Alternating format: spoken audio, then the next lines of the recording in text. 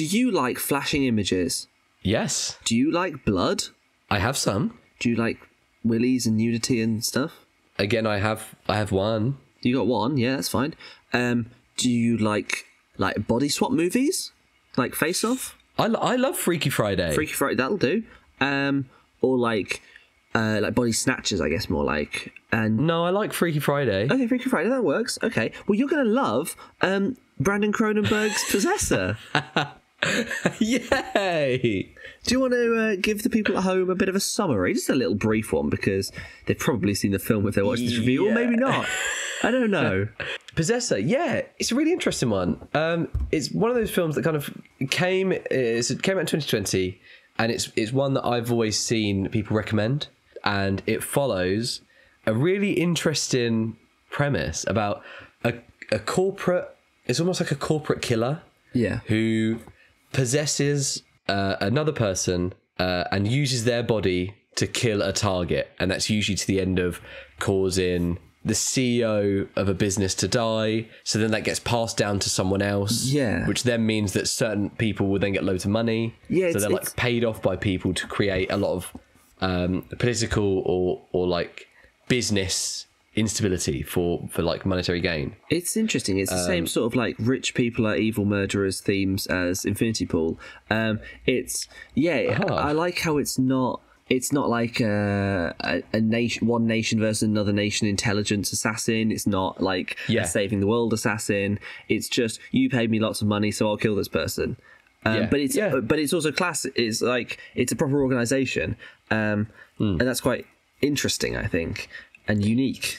So we follow Tasya Vos, the best of these killers. Yeah. And she's, I don't know if they're called possessors. I don't think they are. I don't but her think job is to go in and do this. There's not much exposition, really. You kind of just see it. You're in. Yeah. And she starts to kind of lose herself and lose why she's doing it, and she's almost being groomed for something bigger than herself. Yeah. And that is kind of a rough summary of Possessor. Yeah. I mean, I thought as a main character, especially in like an assassin thing, you wouldn't really expect a sort of middle-aged British mum. You kind of expect No, I know. You know, a cool movie star sort of person. But I thought that was really interesting. And I guess when you're possessing someone else's body, it doesn't matter anyway. And even like Jennifer Jason Leigh, who's meant to be like a former possessor, now turned mentor person in charge.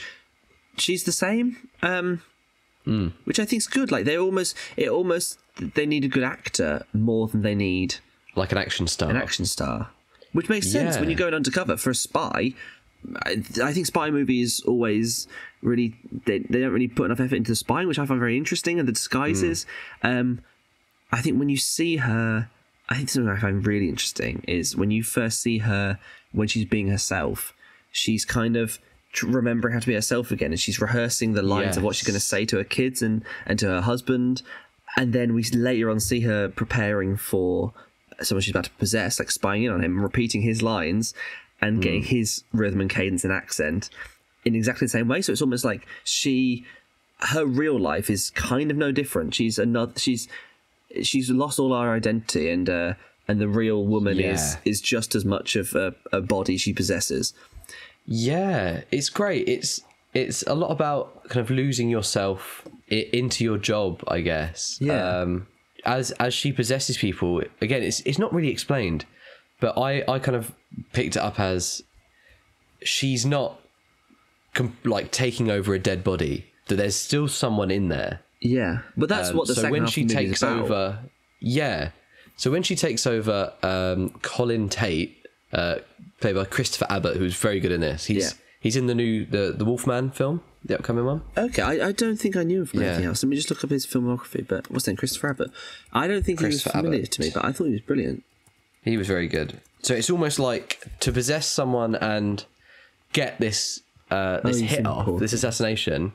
Oh yeah, he is in Poor Things. Is he the guy at the end? He's the ex-husband, I think. Yeah. They've almost got to want it as well. And he's in Craven. You've got to be in as the foreigner. You've got to be in sync with the person you're possessing. So she takes over Colin Tate, who wants to kill Sean Bean, the head of this company, because he's horrible to him, and it's almost within his motivation to do it.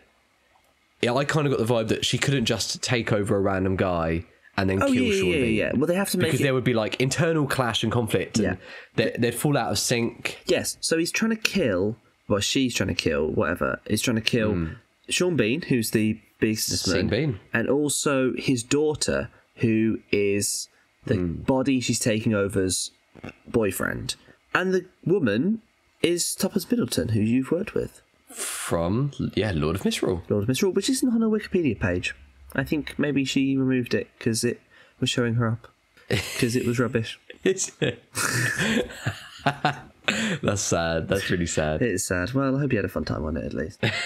Yeah, the week I had was great. Directed by Brandon Cronenberg. Most recently he did Infinity Pool, which, as you said, is very similar. Rich people being rich and not really caring about anyone but money and power. Yeah, it's very thematically similar, and I think it's also incredibly visually similar. Same. Yes. This was his second of 3 films. I've not seen this. What's the first one called? Like Antiviral or some shit. Antiviral. Yeah.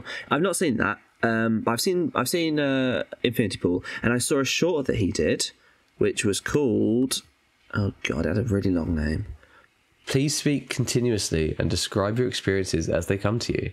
That's exactly what it was called. Yes. Oh my God, I've just seen Possessor takes place in 2008 for no reason. That's weird.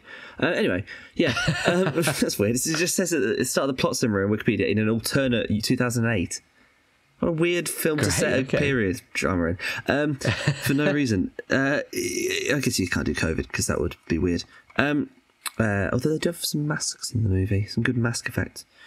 What was I saying? That film, that short he did with the long name, and Infinity Pool, and this, very similar visual style. Lots of flashing colours, flashing lights, like things that are a bit more abstract than literal, and lots of blood and guts coming out, and he's not done very much so far, and I kind of hope he branches out his style a little bit because I think people might get sick of it, but I do like it a lot. Yeah, I mean, taking those skills, the flashing images, the quick cuts, the colours, great like head mushing that effects was cool. And like melting and great. That really sells the dissonance that she's going through. Yeah. Because she's struggling to be very clean and disconnected from everything. Yeah. Her boss seems to think it's because of her family, that she can't like make a clean kill. Yeah. She has to be very savage about it, and then she can't kill herself and sever the tie afterwards. I mean, that was quite an interesting feeling. Yeah. I thought that was interesting. Like how she has to sever the tie, she has to like kill the host has to kill himself. And I guess the host just didn't want to die, and so he really resisted it. Yeah. And so she's like fighting with that, and I guess she thought, or the agency thought he'd be a good target because he hates these people, he'd kill them, but some people just would never kill them regardless. And I guess he's just, maybe he might seem nasty, but he actually isn't a bad guy, and he was the wrong person to pick. That was interesting stuff. Can I just go back to what you said about masks? Yeah. Interesting motif, where her taking off the mask, having a mask of herself, not meant to be taken literally, but it's sort of in her mind. Her with like a distorted mask of, what's the actress called? Andrew Riseborough. Yes. Her face, brilliant actress. Really good. She's great in this. That's the poster, like a distorted face with the hair all fucked. Every time I've seen this poster, until I watched the film, I've thought, that looks like Theresa May. And I've always thought of this as the Theresa May film. I've just, in my head, I look at it, I go, that's Theresa May. And then I have to remind myself, no, it's not. It's a mask. It's a deformed mask that's coming off someone's face. I mean, she's got long hair, but the top half looks like her bowl cut that Theresa May has. Yeah. It does actually. And she's pulling that weird, like, gurn that she pulls sometimes. God, what a comedic Prime Minister Theresa May was. Classic. It's weird. I went into this. The poster is like very frightening. Interesting. Yeah. It's a very frightening poster. It is. And I went into this expecting more of a horror than it was. Yeah, it wasn't scary in the slightest. Yeah, no. It was just more of a thriller. It's not possession in the horror sense. No, but I mean, it's similar themes, kind of. But it's like a living person possessing rather than a dead person. which is quite interesting. But yeah, you're right. It's a science fiction like thriller, I'd say. Yes. Did you prefer this or Infinity Pool? I definitely preferred Infinity Pool because I thought Possessor was good, and I thought the first half an hour, like I was really like, these are really interesting stuff. I haven't seen this before. Interesting themes, and I kind of felt past that point like, yeah, I get it. Like we've kind of explored this. Yeah. I mean, later on you have like this struggle. I was expecting like another jump. Yeah, then, I thought he'd be like one mission, then we see another mission, mission. I didn't think we'd stick on that guy.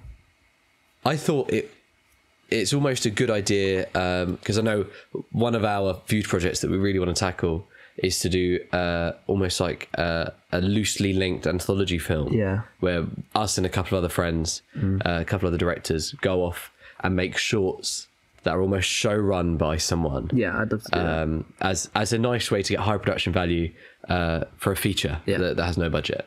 And Possessor is almost...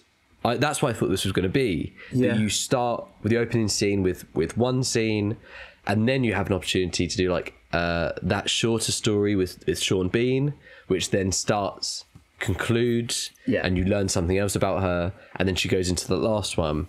Yeah, I thought we'd see more of her spend the rest of the film doing different jobs. And yeah. I'm with you on that. Andrea Riseborough, although she's the main character, it's really Christopher Abbott most of the film. Well, yeah.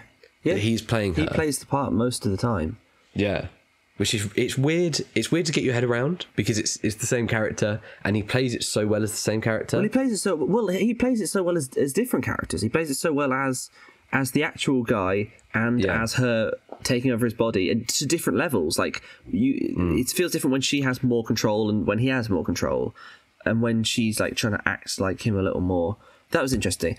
So that's what I'd say about the film is I kind of feel like I trailed off my interest when it didn't set up anything new stuff. I mean, it was such an interesting concept, but yeah, they showed so much of the concept at the start. And I don't feel like they added as much. What was he do? What I don't get is his job is to put on a VR headset and look at curtains. What does that mean? What was that all about? That's what Sean Bean's company does. Yeah, but I don't get that. I think they must own the cameras and or like some form of Facebook, Apple, Amazon. Yeah. And so he's going through webcams and seeing buying habits. So his job was just going through and seeing what is the most popular type of curtain. Oh, but whereas we could have... Yes, so it's like... that makes sense.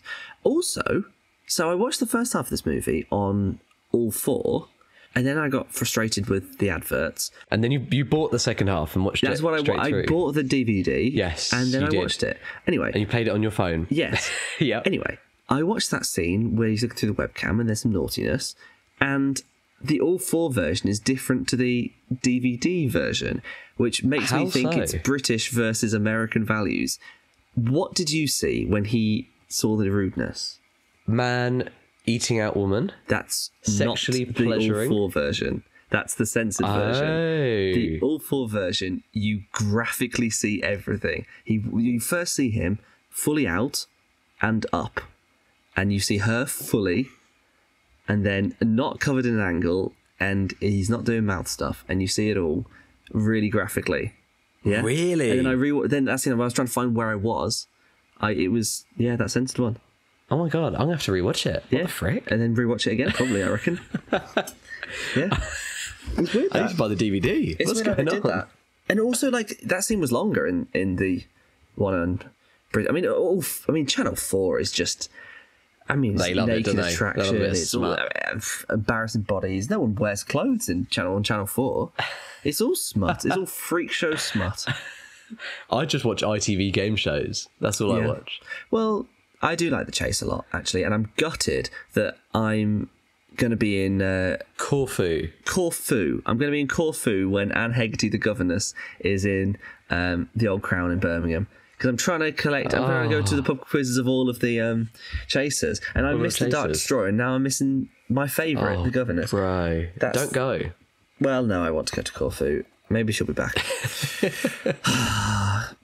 First world problems. Anyway, let's talk about spoilers. There's one spoiler I want to talk about. All right, let's go for it. The ending. Okay. Little baby. shot in the head. Yeah. No, shot in the chest. Yeah. Sick. That's what I love. That's quite funny and cool, actually. And she completes her arc, I guess, which is letting everything go. Letting her family go. Yeah. And becoming fully dedicated to the life of corporate assassination. Well, yeah, because it ends with her doing that test again to see what's real and what's not. And so basically just implies she's going to do another job. She's lost her empathy by severing herself to her family. Yeah. And maybe that's why she struggled to kill the hosts. Yeah. Because they are like innocent parties in this. They're pawns. Yeah, it's sort of an anti-arc or like a villain arc. It's more like, I kind of wish she had more. We saw more. We saw, the same runtime, but less of the same story, and maybe more after and more before, and see how she have got to this point. But no, it was a good. Interesting character. You jump in at just the right point, I think. Yeah. The conflict is starting to arise, but it's very similar to you. You're currently going through your villain arc. Well, I try and kick a person a day. I make sure I bully everyone I see on Facebook, or just YouTube comments. If someone comments on this, I'll probably abuse them, and I think they deserve it, and I don't care, and it makes me feel powerful. I just think the world, this generation, this woke generation, are offended by everything. Oh, here we go. And they're just so. I went to this stand-up. Did I do this? Did I talk about this last week? Yeah, I think you did. Yeah. How every stand-up comedian over the age of 50 is. God, the younger generation are offended a lot, aren't they?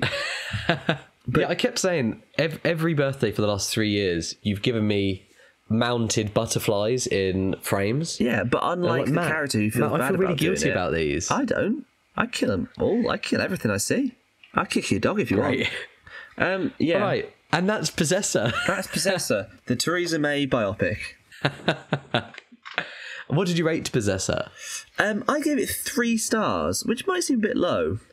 But I just think, now, you know what I'm going to say, because it's my negative every week. It was just a little bit too boring for me. Fair. Okay. I gave it 4 stars. Yeah. And I wish... I think we have exactly the same views. I just have a shorter attention span. If this had Mia Goth running around going, James, then I think it would have got an extra star. Yeah.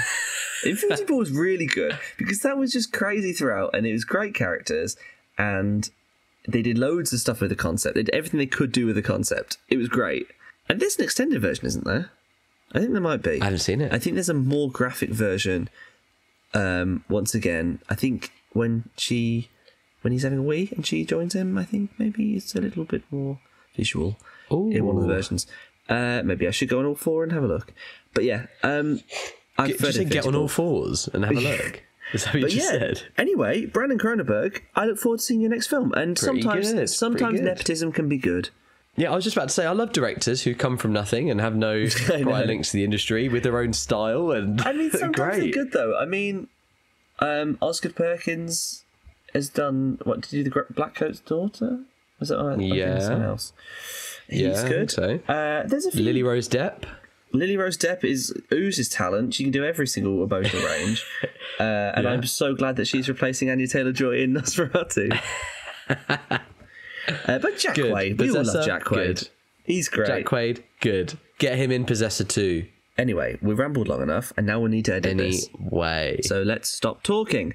It was all right. It was a decent film. Quite spooky.